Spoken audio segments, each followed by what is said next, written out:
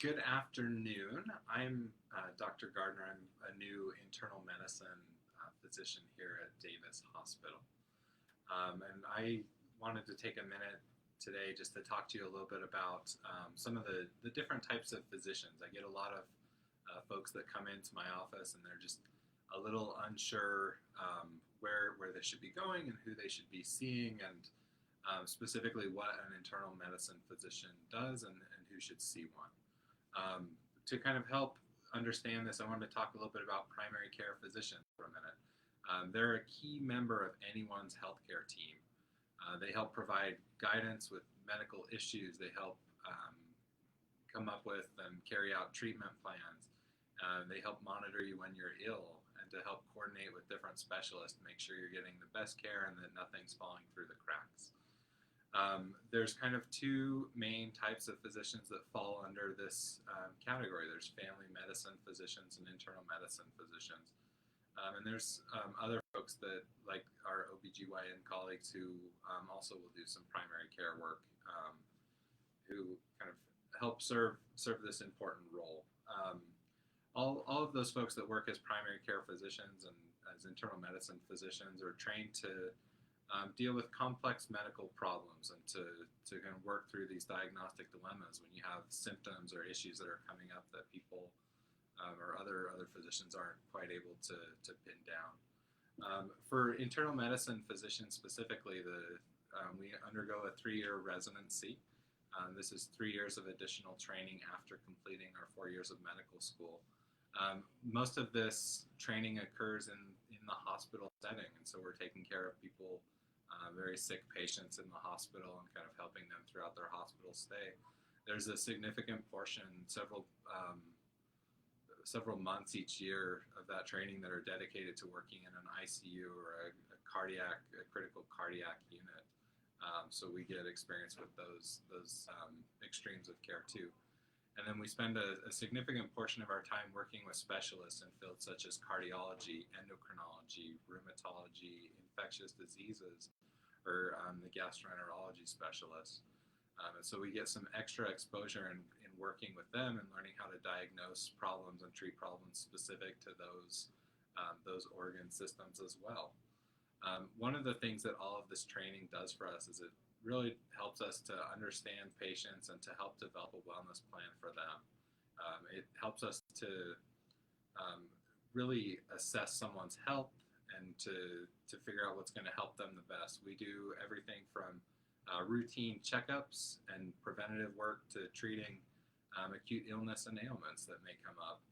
We also take a very comprehensive approach to make sure we're going through and looking at all of the problems or medicines or conditions that may be affecting someone, and to see how those interplay, and to see if there's maybe one medicine that could take the place of multiple medicines, or if there's something we could be doing to help not only one organ system or one body part, but others as well. And all of this, it really comes down to helping to maintain good health and providing good comprehensive care for our patients. One of the questions I get asked a lot is, what is the difference between an intern and an internist? An internist it's another way of saying an internal medicine physician. This is different than an intern in that an intern is a physician who's graduated medical school and they're in their first year of training. So their first year of residency or first year of training outside of medical school. So the difference being an internist has completed all of that training. They've been an intern and then gone through additional years of training after to be called an internist. And then, so what does training look like for an internal medicine physician? After completing 4 years of medical school, they do their intern year where they spend a significant portion of time in the hospital and in ICU settings, and then they'll do 2 more additional years where they'll focus even more in working on hospitalized care and critical care patients. And during this time, we're always having what we call continuity clinic, and so working with patients in the outpatient or clinical side where we can form those long-standing relationships like you'd expect in a primary care practice.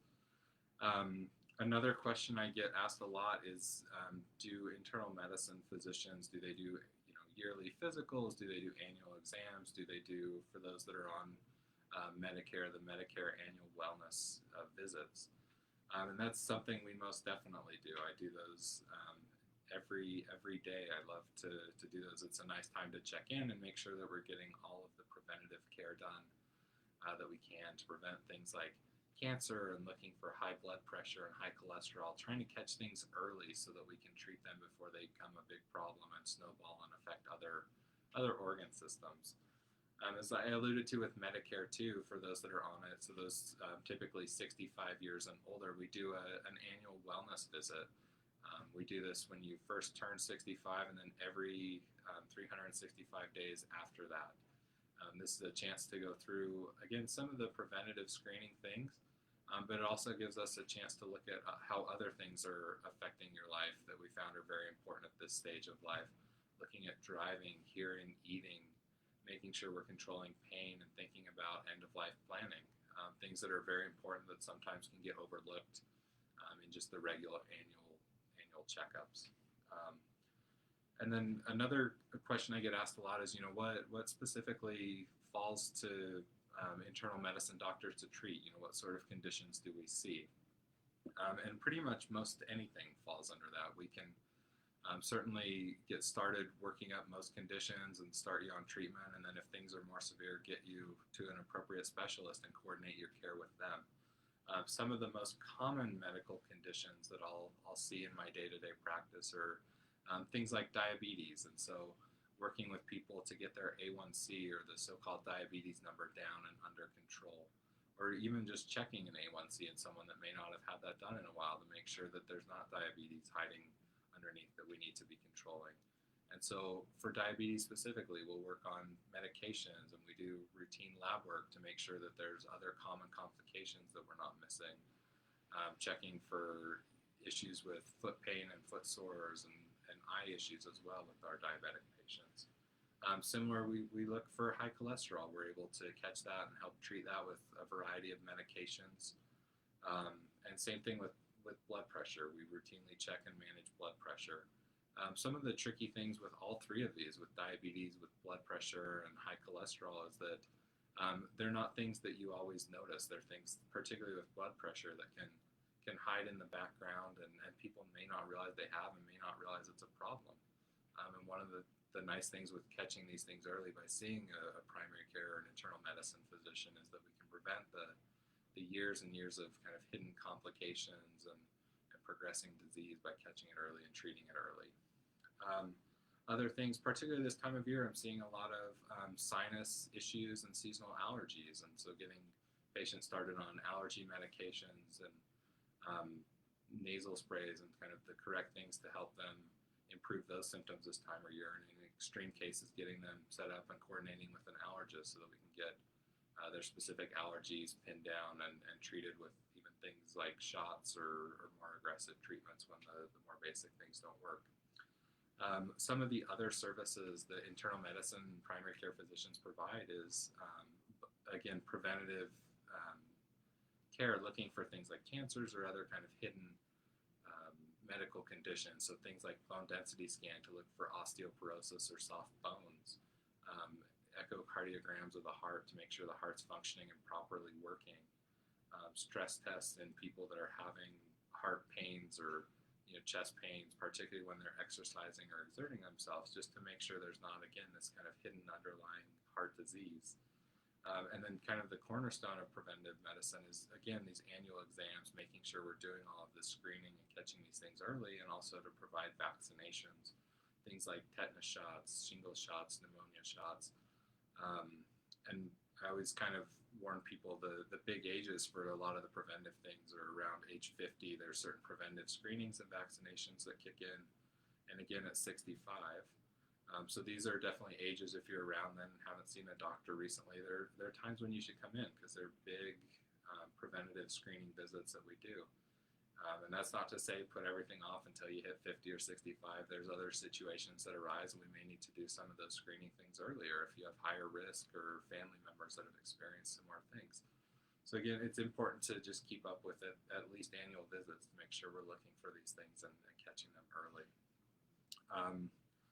One question I keep alluding to different primary care providers, and we mentioned that there's kind of family medicine doctors and both internal medicine doctors that fill this important role. And so I get asked a lot, well, what's the difference between the two? And there's honestly a lot of overlap. One of the big differences is that family medicine, they traditionally will treat what we call like cradle to grave, meaning that they take extra training in working with like obstetrics and pediatric patients, as well as in kind of the other end of it, the other extreme of age with like elderly patients. Whereas in internal medicine, we focus just on adults, so typically 18 years and older. And then instead of taking that time and training and working with like pediatrics and doing obstetrics, we take that training and we use it to specialize in some of the different organ systems to make sure we understand those better. So in conclusion, the last question I'd like to address is just who should see an internal medicine doctor? And quite frankly, it's a pretty easy one. I think anyone out there is certainly welcome to come and see an internal medicine doctor. I think there's something that we can offer to everyone, even if you feel totally healthy. It can be preventive and screening things to make sure there's not something hidden or we're not missing something else. One thing I would like to mention is that I've seen a lot of is with the coronavirus recently. I know we're seeing a lot less people coming in for routine and preventive screenings, and I'd just like to emphasize that it's something that's totally safe to do. We've got protocols in place to make sure we're keeping everyone safe and healthy when they come in to visit, and we're not putting anyone at risk of transmitting or getting coronavirus.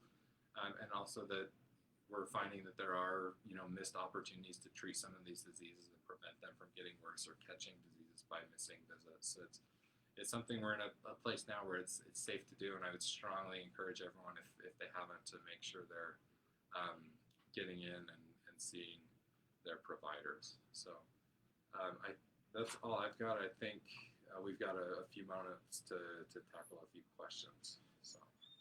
Okay, so the first question is, can you help treat allergies, or do I need to see an allergy specialist? Yeah. Usually we're able to help get you treated. I actually see this time of year at least a couple allergy patients a day, I feel like. And so it's something we can certainly get you treated on. And I've got a variety of different, nasal sprays and medicines that we can help treat you with. And for most cases, I'm able to get things under control. There are certain extreme cases where I will bounce someone over to the allergist just because they need kind of more in-depth testing, or they may need some sort of immunotherapy like allergy shots. And that I don't do, but I can usually get symptoms under control with more basic measures and save a trip to the specialist. Next question is, if I have well-controlled diabetes, can I see an internal medicine doctor rather than an endocrinologist?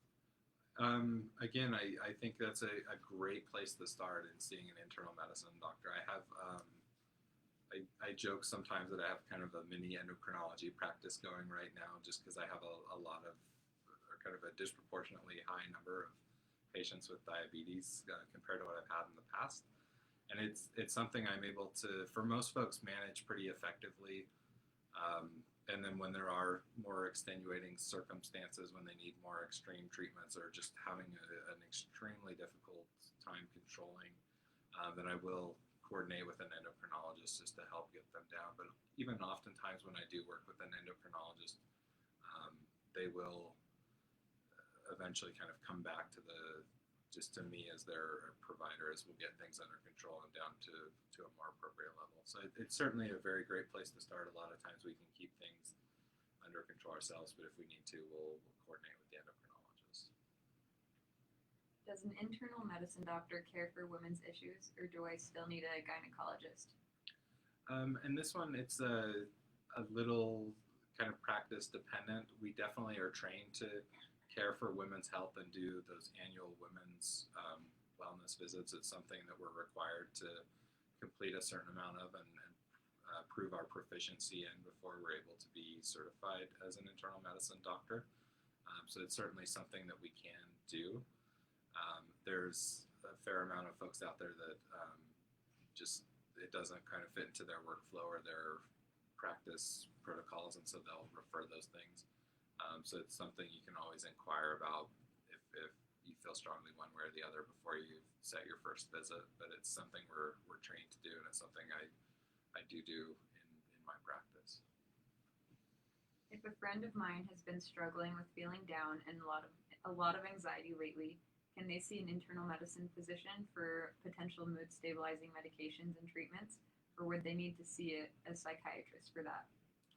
And again, it's a great place to start, seeing an internal medicine physician, a primary care physician. For most folks out there, we're able to get them on appropriate medications and appropriate treatments and get them plugged in with a therapist, and kind of able to keep symptoms under control and well managed with kind of the first line treatments. And then if we need to, we can escalate it and involve a psychiatrist or someone who's specialized in medical management for either depression, anxiety, or other mental health issues. But for the most part, we're again able to tackle that and at least get that controlled for most folks. Which medical tests or screenings should I have to monitor my health, and how often should I have them? Sure. This is it's a question I get asked a lot, and it's kind of a tricky one to answer just in general like this, because it's so dependent. There's kind of, if I had to pick just a couple main screening tests that we look for, blood pressure screenings is a key one, because it's often referred to as like the silent killer, because you don't really realize there's a problem until it's been there for a while. So blood pressure screening is a big one. In the right patients, diabetes screening and cholesterol screening are very important. And then I like to do like an electrolyte panel and kidney liver function testing in most patients. And then in kind of a smaller subset, I'll do some like blood counts, so looking at white blood cells, the ones that fight infection, red blood cells that carry nutrition and oxygen to your cells, or the platelets that like stop you from bleeding if you cut yourself. That's kind of my typical screening panel, and then again, it's dependent on risk and family history and other conditions that may be going on. And sometimes we'll look at other things like thyroid or vitamin D levels. It just depends, but kind of at the basic heart of it, it's blood pressure and those 4 screening labs, with little adjustments here and there based on personal risk factors. And that's all the more reason to go in and see someone, so we can help kind of get that dialed in for you. Do you typically do blood tests for each yearly physical? I do them for most yearly physical. It depends a lot on age and what comorbidities or what other issues people have going on. And I realize we draw a lot of labs, and so I try to look back through at past labs and see how things are changing. If there's numbers I'm very concerned about, I'll do them yearly or even more frequently. And then there's certain tests that I try and do every, more like 2 to 3 years, depending on how things. Again, it's kind of a tricky question to answer. Just generally, it comes down a lot to risk and what other conditions people have as well. Do I need to be over 60 years of age for an internal medicine doctor? Most definitely not. We will see anyone who's like 18 years or older typically. And again, kind of everyone has their own practice style, so some people may set their age limits on the lower end a little higher or lower, and same thing, some people may kind of cap it on the other, but typically 18 years and up is what we're trained for and comfortable treating. Do you help with medical weight loss? Most definitely. And it's something I feel like, I don't have like data to support this, but just kind of anecdotally, with the pandemic, I feel like that's one of the unintended side effects. We weren't out as much last year. We weren't as active last year, and one of the coping mechanisms I feel like was being at home and eating more of what was at home. And so it's something I've seen a lot of. I've seen a lot of weight gain in folks over the past year, even people that haven't struggled with this as much. And so it's something we definitely work on, focusing on diet and exercise, and again, looking at risk factors in the appropriate patients. It can look like things like medicines to help with weight loss, or even surgical treatments to weight loss. So it's something we manage and deal with day in and day out, and especially now with the pandemic, I feel like. Okay, and the last question is there a way to improve a weak immune system? part of what it comes down to is just to investigate why it's weak in the first place. A lot of the issues with weak immune systems can be caused by medications or treatment that we're doing, and so it's a matter of recognizing what the underlying issue is. In most cases, that's something that we can fix. If it's something that we're causing with a medication or treatment, we can certainly stop that and find something else. Some people just unfortunately are born with weak immune systems, and there's ways we manage that as well. And getting you to the appropriate specialist who can help boost levels of your antibodies or give you more protection if certain levels are low, or if it's something like diabetes, which also can lower your immune system. It's making sure we have that under control and treating that as well. So, thank you for your questions and joining us today. For more information, or if you want to contact me, you can call 801-773-7500 or go to davishospital.org. Thanks for joining.